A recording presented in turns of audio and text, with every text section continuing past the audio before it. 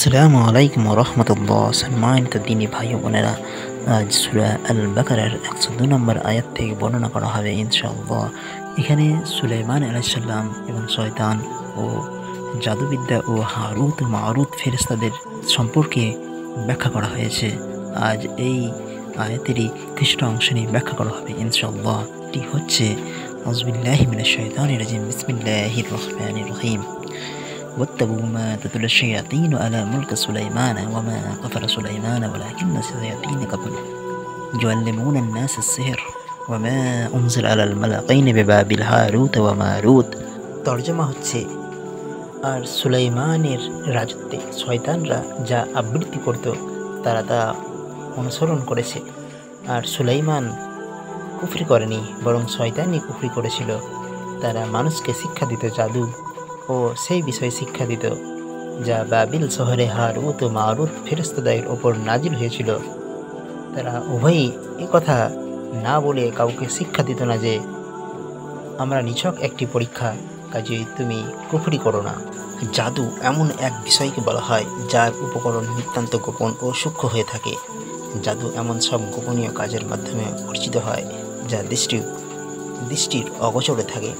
জাদুর মধ্যে মন্ত্রপাঠ, ঝাড়ফুঁক, বাণী উচ্চারণ, ওষুধপত্র ও ধূম্রজাল এসব কিছুর সমাহার থাকে। জাদুর বাস্তবতায় রয়েছে, ফলে মানুষ কখনো এর মাধ্যমে অসুস্থ হয়ে পড়ে, কখনো নিহত হয় এবং এর দ্বারা স্বামী স্ত্রীর মধ্যে বিচ্ছিন্নতাও সৃষ্টি করা হয়। তবে এর প্রতিক্রিয়া তকদিরের নির্ধার্য হুকুম আল্লাহর অনুমতিক্রমে হয়ে থাকে। এটা পুরোপুরি শয়তানি কাজ। এ প্রকার কাজ শিরকের অন্তর্ভুক্ত। দুটি কারণে জাদু শিরকের অন্তর্ভুক্ত। এক, এতে শয়তানদের ব্যবহার করা হয়, তাদের সাথে সম্পর্ক রাখা হয় এবং তাদের পছন্দনীয় কাজের মাধ্যমে তাদের নৈকট্য অর্জন করা হয়। দুই, এতে গায়েবী ইলম ও তাতে আল্লাহর সাথে শরীক হবার দাবি করা হয়। আবার কখনো কখনো জাদুকরকে বিশেষ ক্ষমতার অধিকারী হিসেবে বিশ্বাস করা হয়। এসবগুলি মূলত ভ্রষ্টতা ও কুফরি।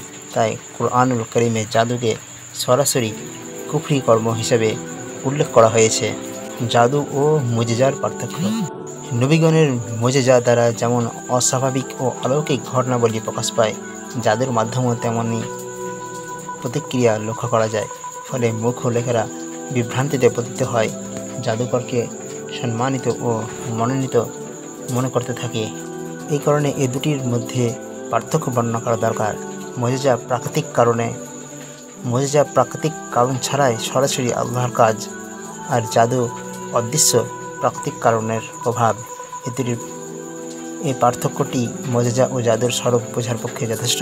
কিন্তু তা সত্ত্বেও এখানে একটি প্রশ্ন থেকে যায় যে সাধারণ লোক এই পার্থক্যটি কীভাবে বুঝবে, কারণ বাহ্যিক রূপ উভয়েরই এক।